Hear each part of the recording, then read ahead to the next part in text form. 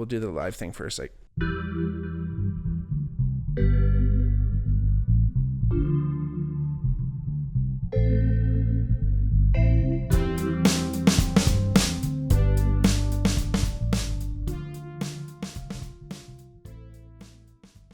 hey everybody, welcome back to the Bigmark podcast. This is me, your host, Bigmark. If it's your first time listening, welcome. If not, welcome back. Like I always say, if you ever wanted to reach out to the podcast and let us know your thoughts, if you want to hear a new topic, whatever you'd like, check us out on our Instagram or our Twitter at the Bigmark Pod or at the Bigmark Podcast. If you are watching on YouTube, please subscribe to our channel and like the video. Wherever you are listening or watching, please give us a 5-star review. It does mean a lot and really helps us in the old algorithm. And if you ever wanted to support the podcast, check out our Patreon, patreon.com/thebigmarkpod. There's a few different ways to support the podcast there. Again, thank you all so much for listening. In light of the news and what's been happening and kind of everything, I decided to do this week's topic on the East Palestine train derailment.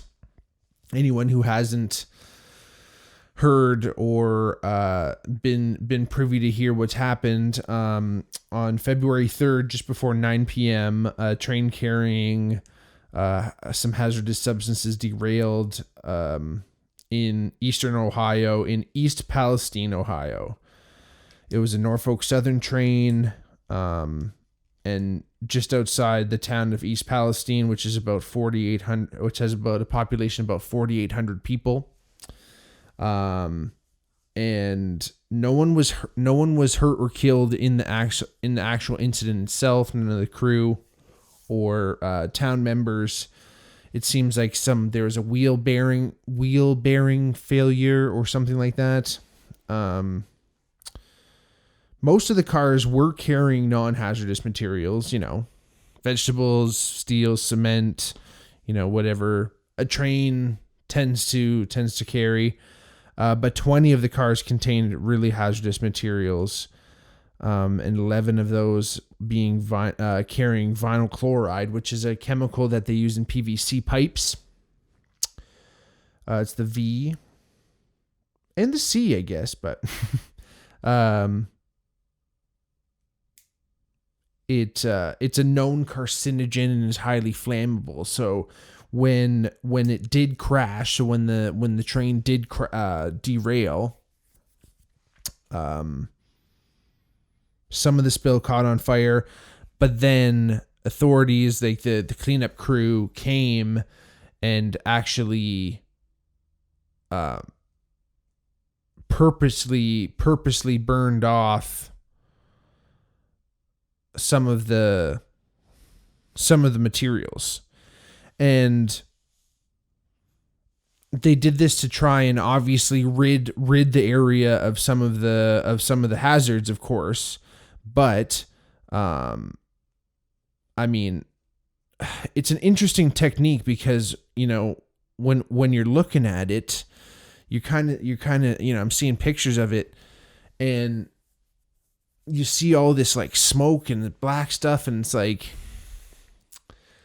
I get that they're burning it off so it's not like leaking into the ground anymore.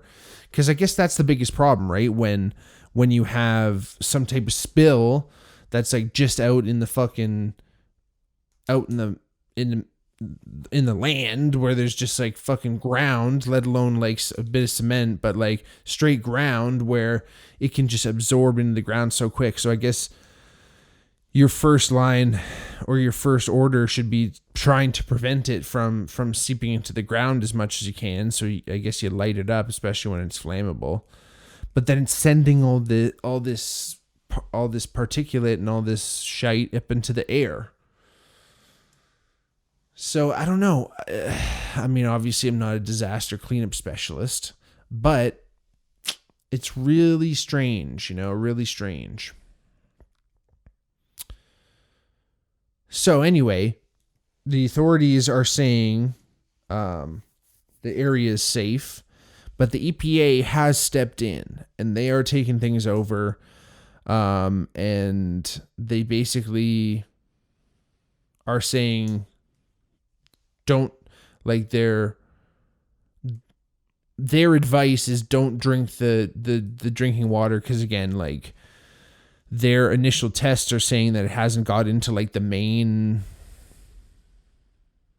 like the water supply for the town. But if you're like on a private well, they're saying definitely don't drink that. But essentially their guidance right now is don't drink the water until the water tests are complete. And as of today's date, February 21st, the tests aren't complete.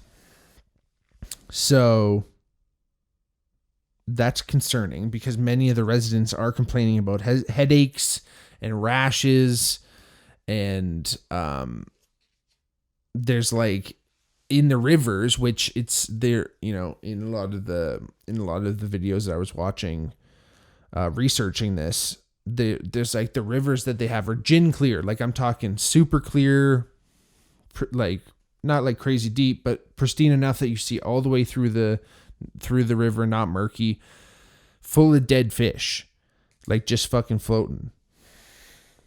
And that can't be a good sign.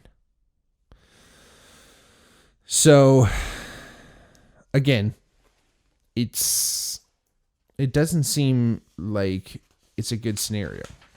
The biggest issue with this, because obviously accidents happen, you know, especially when they're mechanical errors, you know, you can't predict something like this, but the train had already been found to have one mechanical failure already, on the trip, which I guess was repaired. But train workers in the States, or at least, you know, in Ohio, have been complaining about the working conditions and said that this is inevitable. So train workers across the United States have been dealing with all this new legislature that is obviously meant to increase productivity and increase efficiency. But their techniques, the way that they're doing it, is starting to overwhelm the current system. So basically what they have in place right now are these mega trains, these super long trains, with super small crews, and it's completely incompatible with the current rail system. And they've instituted this this system that started in the late 90s called precision scheduled railroading, or PSR. And again, it's another way to increase efficiency and profit.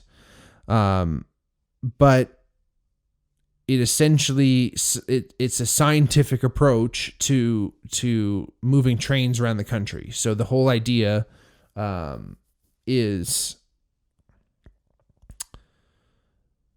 it's meant to increase efficiency, of course, but minutely get down into every single detail and make sure that train is getting from point A to point B exactly as fast as it should. Now, the problem with this is that it removes the human element. You know, people forget that there's people on the other end of their clicks. And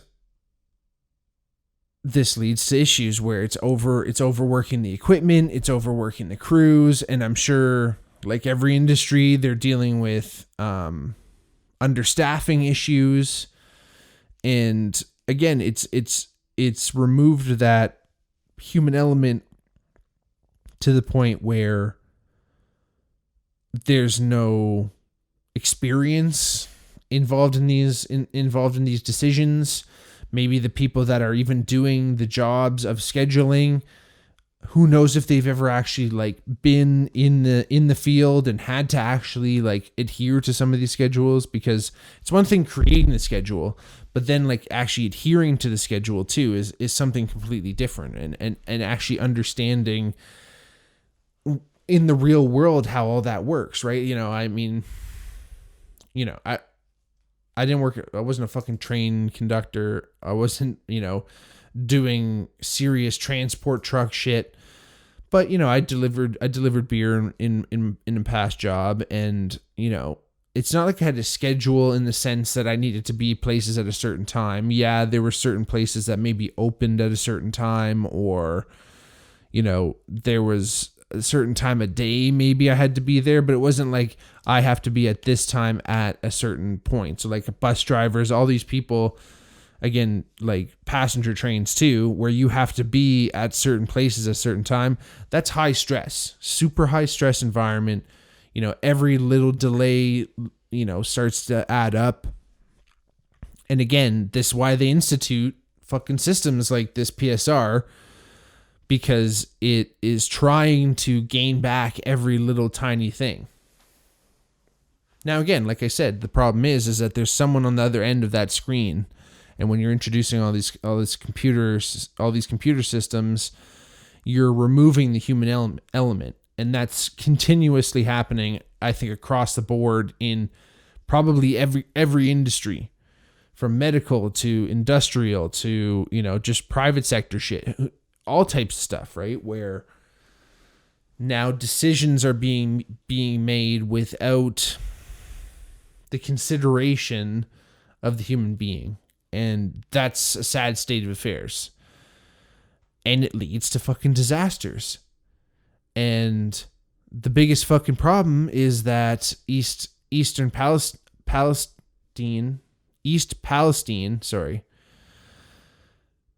is fucking mad far away. But it's not that far away from Southern Ontario, that's for sure. And like parts of Canada and the fucking Great Lakes. And if all that fucking plume of cloud that they put up in the sky starts making its way over here, which some reports have said it is here. People are talking about weird black ash in their snow and stuff. I mean, I've seen that already pre-Palestine accident. There's smog, there's other like contaminants in snow, which if you burn it, also when you burn it with a fucking lighter, there's mad butane that comes out that lighter. So it's probably also the fucking shit on the lighter. So just like maybe try heating it in a pot in your stove and melting it that way, and then seeing, because you're removing that element, so to speak. And that's a better way, more scientific approach, because again, straight flame from the butane lighter, a little Bic or whatever that most people would have, or barbecue lighter or whatever, it's just going to like leave a fucking mark. But again, if all this shit is floating over and coming over, like, it's not good. Like, all this stuff is not good. All these things where these major issues happen, look at, again, not far away, Flint, Michigan, with the lead in the water. Look at bigger fucking things like Chernobyl and 3 Mile Island and Fukushima and these major nuclear events that we as human beings, we say, oh, we've made all these great strides to reduce emissions from our cars and reduce, reuse, recycle in our homes, and green bins and power initiatives and using LED lights and saving carbon footprints and all this fucking shit. But god damn it, there's been motherfucking heavy duty accidents, BP spills, fucking morts, pulling the wrong trigger, hitting the wrong button, and all of a sudden you're poisoning the entire fucking earth for tens of thousands of years with all this goddamn nuclear shit. And we're just bathing in this radiation. Like Fukushima, the shit happened. Everyone's like, don't ever eat fish again. We're fucking munching sushi. Like, this shit's still happening. And we're just going on with our lives. And again, what else, but what else can you do? This is what it brings up. Is what else can you do in these situations where these heavy duty, like, do we just say fuck it? Do we just completely give up and say, that's fucking it? We're done. We've poisoned ourselves for the next 10,000 years. Everyone's going to have fucking 10 heads. Everyone's going to be born with fucking 2 toes. It's just going to be wild. Deal with it. Yes, I guess. Fuck. Because if not, we just have to end it. And that can't be true. That can't be the way we do it. We can't just not keep putting in, and it's simultaneously scary and simultaneously inspiring, because yes, we're capable of doing anything no matter what happens, but because we know that we're capable of anything, I think we let a lot of shit slide. And I think, even look at fucking COVID. Everyone just fucking kept their fucking head down and just kept pushing and kept trying to work and trying to do their thing. I was blessed to be able to have a job that I wasn't cooped up in a house and fucking couldn't leave at all. But still, you couldn't do shit. But we just all fucking put our heads down and said, I guess this is how it's going to be for a little bit. And then that little bit turned into fucking 3 years or whatever, basically. 2 years. I don't know. What is it? I guess it's like 2 years. I don't know when the last official, because everyone's still fucking scared. I mean, we've made it pretty far through this winter. Everyone was pretty shook that there was going to be another locked easy this winter, but I think it's been pretty good. And some people are even saying, not to get fucking conspiracy cuties on you, but there's been all this mess, all this fucking news about unidentified objects flying in and them having to shoot them down, and no one really knows where they're from. Obviously, that's what an unidentified flying object is, but they're saying that's been brought up to try and distract from this whole thing, which is a little bit scary. It is sadly a bit of a pattern for the news media to release some kind of story, put a lot of focus on one single scandalous event, while simultaneously some other shit is kind of happening. So I understand the thought that there's usually no coincidences with this kind of stuff. But this is the problem, is that how much is being fucking swept under the rug. If you've seen the Chernobyl documentary, or if you go watch the Bigmark podcast episode on Chernobyl, you'll know that when it happened, the Russian government downplayed the event hard. For weeks and weeks, they downplayed the event, while just radiation was just pumping out of Chernobyl. And it's scary to think that realistically, I don't know, this seems like snap decisions happened in this case, where they're lighting stuff on fire and things are burning and things are like that. But again, it's always a question now. Yes, Chernobyl happened in Soviet Russia, but the way things are happening now in the States, it's not like it's fucking, in no way is it in that level, in that category. But when there's general concern, people get anxious about how they're going to actually disseminate this information without making it seem like crazy, right? Because you're left, and again, we learned this whole thing with COVID again, in the sense that if you don't deliver the information properly, it's probably going to get misinterpreted somehow. And it's probably going to get misinterpreted regardless of what you do. But you don't want to downplay it, because then people aren't going to take it seriously. You don't want to overshoot it and then seem like you're just like, Chicken Little and screaming the sky is falling.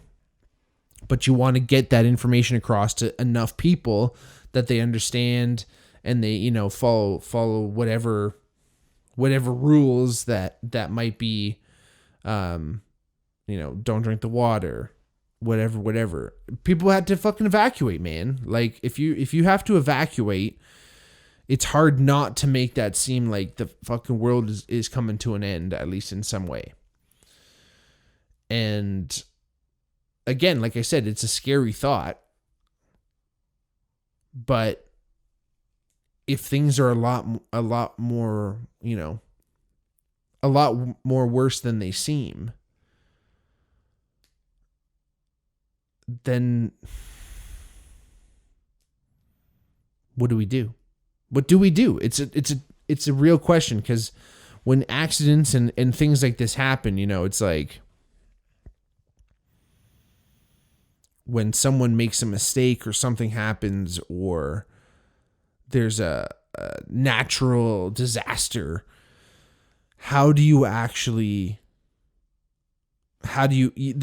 there's no going back. So all you can do is go forward. But yet, the way we deal with a lot of things, we have to try and start from zero and work our way up. And a lot of that times of trying to go back and deconstruct what happened and test and do this and that, like it's hard. And that's the stage that they're in right now in East Palestine, that they have to determine what's going on. And it needs to happen. I'm not saying that they can't do that. It's just that's what we have to do, and that's what we need to. That's what humans do to establish a base to build on. It's reactionary, yes, but you also have to plan in some way. And again, like I said, that is a paradox. It's simultaneously awful that we can just kind of like turn a blind eye to something and move on with our head in the sand and simultaneously up our ass. But then we can also be resilient, and there's something really special about that.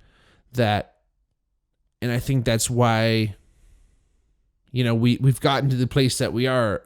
That's why we are so smart, and that's why we are as human beings, because we're able to deal with, I guess, not only tragedy, but deal with change in circumstances, change in weather, change in, all of a sudden some disease tries to come at us, some threat to our humanity starts to come at us. We have to move, we have to become nomadic and spread across the planet, or, learn to eat this new food, or do all this stuff. All of those things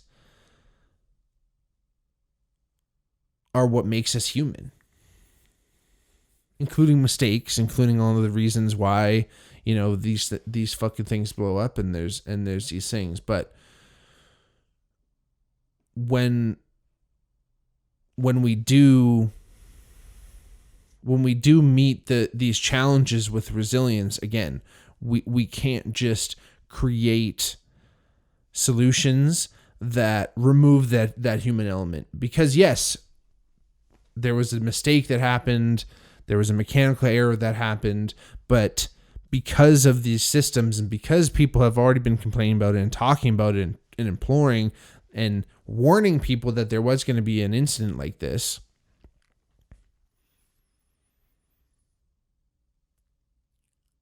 they really, the only thing that they can do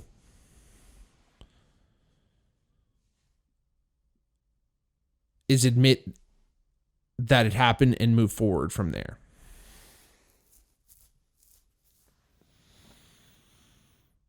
But when you can only do, when you have these same mistakes happen over and over again, and people are telling you that, and that is the dark side of the resilience. Again, like I said, you can't just turn a blind eye to these things and say, it's okay, we're going to keep going, we're going to keep going ahead, it's going to be okay. Because that only lasts for so long. And obviously there's something wrong with the scheduling system, with just the way things are going, where they're just trying to squeeze every last dollar and profit and make sure that they're getting every last cent out of every second. But if you're sacrificing lives and you're sacrificing the planet and the environment to do so, how much is that worth it? And yes, we have computers, and yes, we have AI, and yes, we have all these different things that we can do to create this better planet, to create this better, to create this better economy and squeeze more and more money out of everybody and everything. But I think we're losing sight that there's human beings involved, and that there's not only human beings, there's life at risk here. You know, especially when we're transporting fucking hazardous materials and whatever else it might be. Human lives in the fucking medical industry. This is one of the worst things, where we haven't separated that business and the actual nitty-gritty of helping people, right? You know, it's still intertwined, and yes, there's money to be made, especially in the States with the private industry, and I understand that. But the key thing is trying to help people. And that goes for everything. We're all trying to help each other. We're all trying to make each other's lives easier. It's fucking nature. We're trying to find the path of least resistance. And if we can all do that together, it'll only be better. But when we're doing shit like forcing people to fucking work and having this, but again, if we're just fucking plodding forward with our head in the sand and not really looking around and understanding why we're doing that, it's not going to lead to better things. It's not going to lead to revelations. It's not going to lead to this renaissance that we need to keep heading towards, where we can move ahead of this greed and this focus on efficiency and economy, and understand that if we lift each other up, if we provide the best for people and humans, and give each other the gifts that we have to give, until we realize that, we won't ever make it to that point. So hopefully we realize that soon. Thoughts and prayers to everyone out in East Palestine. Don't drink the water yet, and be careful out there. Look into it a little bit more. Support everyone. Support each other. Love will get us through. Thanks so much for listening, everybody. I really appreciate it. I love you all. Hit us up on our DMs on Twitter or Instagram at the Bigmark Podcast or the Bigmark Pod. Patreon.com/the Bigmark Podcast. If you're watching on YouTube, subscribe to the channel. Like this video. Again, share it with your friends. If you share it with one person, we can double the podcast overnight. Give us a good review. Again, thank you so much. We'll talk to you soon. Peace.